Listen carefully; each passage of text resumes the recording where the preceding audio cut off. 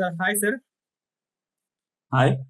Sir pastor Praveen Pagadala గారి గురించి మనం చూస్తూ ఉన్నాం. వార్తలు ఏ రకంగా వస్తున్నాయో అంటే సీసీటీవీ ఫుటేజ్‌లు, వీడియోలు అవన్నీ కూడా సోషల్ మీడియాలో విస్తృతంగా ప్రచారం అయితే ఉన్నాయి. అంటే ఆయన మెయిన్‌గా ప్రధానంగా ఏంటి అంటే సార్, ఆ సీసీటీవీ ఫుటేజ్‌లో ఉంది. ఆయన డ్రంక్ చేసి డ్రైవ్ చేశారు. 2 చోట్ల పడిపోయారు. ఇదే ఆయన యాక్సిడెంట్‌కి కారణమైంది. అదే ఆయన మృతికి కారణమైంది అని చెప్పేసి ఎస్టాబ్లిష్ అయితే ఒక రకంగా ఈ సీసీటీవీ ఫుటేజ్‌ల ద్వారా అయితే ఇప్పటివరకు అర్థమైన విషయం.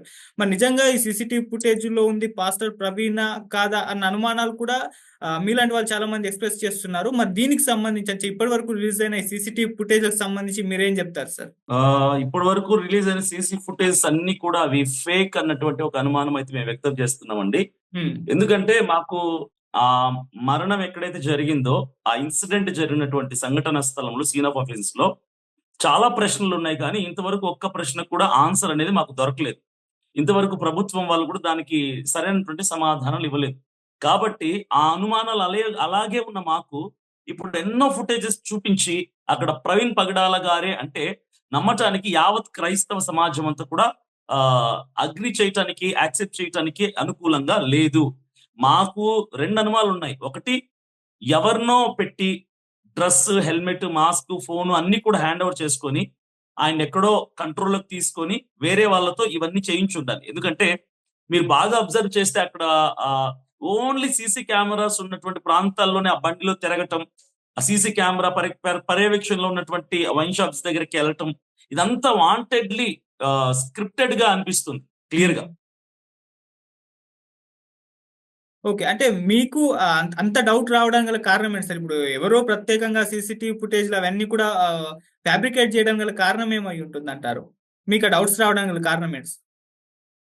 చెప్పాను కదండీ! ఇప్పుడు ఆయన మరణించినటువంటి సంఘటనా స్థలం ఏదైతే ఉందో, హ్మ్. అది యాక్సిడెంట్ లాగా లేదు అని మేము పలు అనుమానాలు వ్యక్తం చేసాం. చాలా ఓహ్! అనుమానాలున్నాయి. హ్మ్. యాక్సిడెంట్ అని చెప్తున్నటువంటి ఆ సంఘటనా స్థలం ఏదైతే ఉందో, హ్మ్. కర్రలకి ఆహ్, రక్తపు మరకలు ఉండటం, తర్వాత రోడ్ మీద నుంచి ఒక 4 ఫీట్ డౌన్‌లో బండి, ఆ డెడ్ బాడీ ఉండటం. అయితే అంతవరకు రాసుకుంటూ వెళ్ళిపోయుంటాడు కదా! ఒకవేళ యాక్సిడెంటే గనకైతే. ఆయన వేసుకున్నది టీ షర్ట్. టీ హ్మ్. షర్ట్ చాలా థిన్‌గా ఉంటది. ఆ టీ షర్ట్ ఎక్కడ చిరగలేదు. జీన్స్ ప్యాంట్ ఎక్కడ చిరగలేదు. మనం రోడ్డు మీద స్లిప్ అయి పడితేనే కింద మెటల్ రోడ్డు మీద హ్మ్. ఖచ్చితంగా షర్ట్ చినుగుతది. జీన్స్ చిరుగుతది. అవును. షర్ట్ చిరుగుతది. కానీ ఆయనకి ప్రవీణ్ గారికి ఎక్కడ కూడా చెరగలేదు. నేను హ్మ్. చూసాను, దగ్గరుండి చూసాను. ఆయన మార్చురీలో ఉన్నప్పుడు ఆయన బాడీని పరిశీలించి మరి దగ్గర నుంచి చూసాను. 2 సార్లు చూసాను నేను. ఓకే. ఎక్కడ కనీసం ఒక దారం కూడా ఊడిపోలేదు ఆ డ్రెస్‌కి. కాబట్టి డౌట్స్ ఉన్నాయి. ఇంకోటి, ఇప్పుడు మీరు చూపించినటువంటి ఫుటేజ్ చాలా ఉన్నాయి కదా! ఈ హ్మ్. వైన్ షాప్ దగ్గర బైక్ నడుపుతూ హ్మ్. ప్రతి చోట కూడా చూడండి హ్యాంగ్ చేసున్నాయి. ఆ స్పెక్టికల్స్ ఏవైతే ఉన్నాయో బ్లాక్ కలర్ స్పెక్ట్స్ హ్యాంగ్ చేసుకొని ఉన్నాడాయన. అయితే ఆహ్, ఆ మరణించినటువంటి సంఘటనా స్థలంలో ఒకవేళ యాక్సిడెంటే గనక అయ్యుంటే, ఇక్కడ హ్యాంగ్ చేసినటువంటి ఆ స్పెక్ట్స్ ఏమవ్వాలి? ఒక మనిషి చనిపోయేంత యాక్సిడెంట్ అవుతే? ఖచ్చితంగా పగిలిపోవాలి. ఎందుకు పగిలిపోకుండా ఉంటాయి? అది ఐరన్ మెటల్ కాదు కదా! స్టీల్ మెటల్ కాదు కదా! జస్ట్ అది ఫైబర్ లేదా ప్లాస్టిక్‌తో చేసినటువంటి మెటల్. ఖచ్చితంగా పగిలిపోయి నుజ్జు నుజ్జు అయిపోవాలి. కానీ ఆ డెడ్ బాడీ పక్కన ఆహ్, ఫోల్డ్ చేసి 2 హ్యాండిల్స్ కూడా నీట్‌గా ఉన్నాయి. ఫోల్డ్ చేసి ఎలా ఉన్న స్పెక్ట్స్ అలా ఉన్నాయి. ఎవరు పెట్టారు పక్కన? ఇంకోటి, ఆయన మాస్క్ పెట్టుకొని ప్రతి ఫుటేజ్‌లో కూడా మాస్క్ పెట్టుకొని ఉన్నాడు. ఆ వ్యక్తి ఎవరైతే ఉన్నారో అతను. ఆ మాస్క్ కూడా ఒకవేళ యాక్సిడెంటే అయితే అది తెగిపోయి ఎలాస్టిక్ ఉంటది ఇయర్స్‌కి. అవి తెగిపోయి ఎక్కడో ఎగిరిపోయి ఉండాలి. లేదంటే ఆ మొఖానికి అలాగే ఉండాలి. కానీ ఎక్కడా ఎగిరిపోలేదు. ఫేస్‌కి కూడా లేదు. అది నీట్‌గా ఫోల్డ్ చేసి పక్కన అమర్చారు. దాని మీద స్పెట్స్ అమర్చి ఉన్నాయి. ఇది ఆయన మరణించిన సమయానికి ఇలాగే ఉంది. ఎవరు పెట్టారు? ఆ మాస్క్, స్పెట్స్ ఒకదాని మీద ఒకటి ఎవరు పెట్టారు? అంటే యాక్సిడెంట్ అవంగానే వాటంతటకి అవి వెళ్ళిపోయి అలా నీట్‌గా అమర్చుకున్నాయా వాటంతట అవే? అలా జరగటానికి వీల్లేదు గదా! అంటే మనము బోలెడన్ని యాక్సిడెంట్స్ చూసామండి మన అనుభవంలో. చాలా యాక్సిడెంట్స్ చూసాం. ఎన్నో యాక్సిడెంట్స్ చూసాం కాబట్టి, యాక్సిడెంట్ అనేది ఎలా ఉంటదో ఒక ఐడియా అనేది ఉంది. ఒక అవగాహన అనేది ఉంది. కానీ ఇలాగైతే ఉంటది అని ఎవ్వరు యాక్సెప్ట్ చేయటం లేదు. No one is agree with those footages. Okay. And మొన్న ఇది మా అనుమానం. Okay sir. మొన్న ఐజీ గారు కూడా ప్రెస్ మీట్ పెట్టారు. దీనికి సంబంధించిన ఎటువంటి అనుమానాలున్నా కూడా మమ్మల్ని అడగండి. మేము క్లారిఫై చేస్తామని చెప్పేసి కూడా ఆయన చెప్తున్నారు. మరి మీరు ఆయన్ని సంప్రదించి దీనికి సంబంధించిన డౌట్స్ క్లియర్ చేసుకునే ప్రయత్నం ఏమైనా చేశారా మీరు? మొన్న మీరు చెప్తున్నటువంటి ఏదైతే ఐజీ గారు చెప్పారో అదే హ్మ్. రోజు హ్మ్. ఐజీ గారి దగ్గరికి మేము వెళ్ళాం. DSP, okay. ఎస్పీ గారి దగ్గర కలవటానికి వెళ్ళాం. హ్మ్. ఆ కలిసిన రోజే అక్కడ ఆల్రెడీ బిగ్ టీవీ వాళ్ళు ఉన్నారు. ఇంటర్వ్యూ హ్మ్. చేయడానికి, ప్రెస్ మీట్ పెట్టడానికి వచ్చారు. హ్మ్. ఆ టైంలో మేము వెళ్ళాం. నేను, జేమ్స్ గారు, ఇంకొంతమంది ఒక 5 మంది వెళ్ళాం. వెళ్ళి ఎస్పీ గారిని సంప్రదించి మేము అడిగాం. పోస్ట్ మార్టం రిపోర్ట్ ఎప్పుడు రాబోతుందండి? ఇంకా కొన్ని ప్రశ్నలు, సందేహాలు అడిగినప్పుడు ఆయన అన్నారు, "ఓ 2, 3 డేస్ పడుతుంది" అని చెప్పేసి అన్నారు. అయితే మాకు కొన్ని కొన్ని అనుమానాలున్నాయి. ఇవి చెప్పినప్పుడు ఆయనేమన్నారంటే, కొవ్వూరు డీఎస్పీ గారి నంబర్ మీకిస్తాను. మీరు నోట్ చేసుకోండి. మీకేవైనా అనుమానాలున్నా, మీ దగ్గర ఏవైనా అనుమానాస్పద ఫుటేజెస్ ఉన్నా, హ్మ్. ఫోటోస్ ఉన్నా, వీడియోస్ ఉన్నా సరే, కొవ్వూరు డీఎస్పీ గారికి డైరెక్ట్ మీరు వాట్సాప్ చేసేయండి. వి విల్ టేక్ యాక్షన్ అని చెప్పారు. హ్మ్. వెంటనే ఆ నంబర్ మేము తీసుకున్నాము. దానికి సంబంధించినటువంటి మాకు డౌట్స్ ఎక్కడెక్కడైతే ఉన్నాయో వాటిని టాలీ చేసి పంపిస్తున్నాం. కానీ ఇప్పటివరకైతే చూసారా లేదా అన్నది మాకు తెలీదు. మేమైతే మాకిచ్చిన నంబర్‌కి మేము అప్ టు డేట్ ఇస్తున్నాం. ఓకే. అందిస్తున్నాం వాళ్ళకి. ఓకే. అండ్ ఈ సీసీటీవీ ఫుటేజ్‌లు ఏవైతే రిలీజ్ అవుతున్నాయో, ఇవి పోలీసులు చేస్తున్నవి కావు అని కూడా అంటే వాళ్ళు మార్నింగ్ చెప్పినట్టుగా ఒక కథనం అయితే వచ్చేసింది. మరి పోలీసులే ఇవి లీక్ చేసి వీటికి సంబంధించిన ఎక్స్‌ప్లనేషన్ ఇస్తున్నారా? లేకుంటే వేరే ఎవరన్నా చేస్తున్నారా? దీనికి సంబంధించిన మీ yeah! Yeah! I to get the same information. Hmm. కొంతమంది అంటున్నారు పోలీసులు ఇందులో ఇన్వాల్వ్‌మెంట్ లేదంటే ఈ ఫుటేజ్‌కి పోలీస్ డిపార్ట్‌మెంట్ సంబంధం లేదట. ఆ! మేము కేవలం 13 ఫుటేజెస్ మాత్రమే తీసాం. ఏవైతే ఆయన బైక్‌లో ట్రావెల్ అవుతూ టోల్ గేట్స్ పాస్ చేసుకుంటూ వచ్చారో అవి మాత్రమే ప్రభుత్వం తీసినటువంటి ఫుటేజెస్. ఆ వైన్ షాప్ దగ్గర కానీ, ఆ సందర్భంలో ఎక్కడా కూడా మేము ఇంతవరకు బయటకి తీసిన ఫుటేజెస్ కాదని పోలీస్ డిపార్ట్‌మెంట్ చెప్తున్నట్లుగా కొన్ని వార్తలున్నాయి. కానీ ఇక్కడ మా డౌట్ ఏంటంటే హ్మ్. ఇప్పుడు పోలీస్ డిపార్ట్‌మెంటే కనుక ఈ ఫుటేజెస్ తీయకపోతే, ప్రభుత్వం అనుమతి లేకుండా తీయకపోతే, వాళ్ళెవరో కొన్ని మీడియా ఛానెల్స్ వాళ్ళు వాళ్ళ స్వలాభం కోసం తీశారనుకుందాం.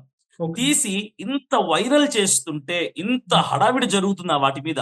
టోటల్ యావత్ క్రైస్తవ సమాజం అంతా ఆందోళనకు గురయ్యారు. ఈ వైన్ షాప్ దగ్గర ఫుటేజెస్ కానీ, ఆయన తూగుతూ బండి నడుపుతున్న ఫుటేజెస్ కానీ చూసి. మరి ప్రభుత్వం వాళ్ళు ఎందుకు ఆ టీవీ ఛానెల్స్ మీద యాక్షన్ తీసుకోవటం లేదు? హ్మ్. ఎందుకు వాళ్ళని హెచ్చరించటం లేదు? ఎందుకు కొనసాగుతుంటే వాళ్ళని ఆపటం లేదు? These are my questions. Hmm. వాళ్ళని నిలబెట్టాలి కదా! వీళ్ళకి సంబంధం లేకుండా, వీళ్ళ ఇన్‌ఫ్లూయెన్స్ లేకుండా, వీళ్ళకి ఇన్ఫర్మేషన్ లేకుండా వాళ్ళు కనుక టీవీ ఛానెల్స్‌లో వాటిని టెలికాస్ట్ చేస్తుంటే, ఎందుకు పోలీస్ డిపార్ట్‌మెంట్ వారు వారి మీద యాక్షన్ తీసుకోవటం లేదు? వాటిని ఆపటం లేదు? ఓకే. అండ్ మీరు అంటే మామూలుగా ఇటువంటి ఫుటేజులు రావడం, ఈ స్పెక్యులేషన్ స్టోరీస్ రావడం ఇవన్నీ చూస్తున్నాం గదా! మీలాంటి వాళ్ళు కొంతమంది దీని మీద ఏమైనా ఫ్యాక్ట్ ఫైండింగ్ చేసే ప్రయత్నం ఏమన్నా చేసారంటే నిజంగా ఏం జరిగింది? ఎక్కడి వరకు నుంచి ట్రావెల్ చేసారు ఆయన అని జెప్పేసి అలా మీరు కూడా ఒక ప్రయత్నం ఏమన్నా చేసారా? దీనికి సంబంధించి ఫ్యాక్ట్ ఫైండింగ్ మేము కనుగొనడానికి? ఒకటండి. ఇప్పుడు హ్మ్. నేనే కాదు టోటల్ యావత్ క్రిస్టియన్ సొసైటీ మొత్తం. హ్మ్. 2 రాష్ట్రాలు మాత్రమే కాదు, పక్కనున్నటువంటి కర్ణాటక, తెలంగాణ రాష్ట్రపు ప్రజలు కూడా కొంతమంది హ్మ్. దీని మీద ఇప్పుడేంటంటే విషయం ఏంటంటే ఆశ్చర్యపోయే విషయము, హ్మ్. ప్రతి ఒక్కరు ఇన్వెస్టిగేషన్ చేస్తున్నారు దీని మీద. ఓకే. చిన్న పిల్లలతో సహా. హ్మ్. ఈ రిలీజ్ అవుతున్న ఫుటేజెస్ ఏవైతే ఉన్నాయో, మా సేవకులలో, మా క్రైస్తవులలో, మా లీడర్స్‌లో ఎవరిని కూడా పిలిచి మీ అనుమానాలేంటి? మీకేమైనా డౌట్స్ ఉన్నాయా? ఆహ్, ఈ ఈ ఈ ఫుటేజెస్‌లో మీకేమైనా డౌట్స్ ఉన్నాయా? దీంతో మీరు అగ్రీ అవుతున్నారా? అని ఇంతవరకు మా క్రిస్టియన్ లీడర్స్‌ని కానీ, క్రిస్టియన్ పాస్టర్స్‌ని కానీ ఎవ్వరిని కూడా ఇంతవరకు పోలీస్ డిపార్ట్‌మెంట్ వారు అడగలేదు. They okay. Did not take any information from us. Okay. And ఇంకోటి కూడా ఈ సీసీటీవీ ఫుటేజ్‌లు బయటకొచ్చిన తర్వాత ఆయన వైన్స్ తీసుకుంటున్న టైంలో ఒక ఓల్డ్ ఫ్రెండ్ అనుకుంటా ఒక ఇంటర్వ్యూలో చెప్తున్నారు. ఆయనకు మద్యం అలవాటు ఉంది. ఆయన తాగుతారు అని జెప్పేసి. సో, అంటే ఆయన క్యారెక్టర్ పైనకు వెళ్ళేసారు. ఈయన తాగుబోతు అన్నట్టుగా ఒక ఎస్టాబ్లిష్ చేసే ప్రయత్నం అయితే జరిగింది. ఓల్డ్ ఫ్రెండ్ అని కూడా చెప్తున్నారు. నిజంగా పాస్టర్ ప్రవీణ్ అంటే మద్యపానం తీసుకోవడం తప్పేమీ కాదు గానీ ఆయన తీసుకొనే డ్రైవ్ చేస్తాడు అన్నట్టుగా ఎస్టాబ్లిష్ చేస్తున్నారు. దీనిపైన మీ ఒపీనియన్ ఏంటి? According to Christianity, according to Bible హ్మ్. మద్యపానం తీసుకోవడం తప్పే. హ్మ్. మద్యపానం తీసుకోవడం బైబిల్ ప్రకారంగా తప్పే. ఒక ఓకే. మత ప్రచారకుడు, మత బోధకుడు, పాస్టర్‌గా ఉన్నవాళ్ళు తీసుకోకూడదు. ఓకే. అయితే ఇప్పుడు నేనున్నాను. నా పేరు అభినయ్ దర్శన్ అయితే, హ్మ్. నా ఓల్డ్ ఫ్రెండ్స్‌ని అంటే నేను సినీ ఫీల్డ్‌లో నుంచి బయటకొచ్చాను. నా హ్మ్. సినీ ఫీల్డ్‌లో ఉన్నటువంటి ఫ్రెండ్స్‌ని అభినయ్ దర్శన్‌కి మద్యం అలవాటుందా అంటే, ఖచ్చితంగా వాడు మద్యం తాగేవాడే అని చెప్తారు.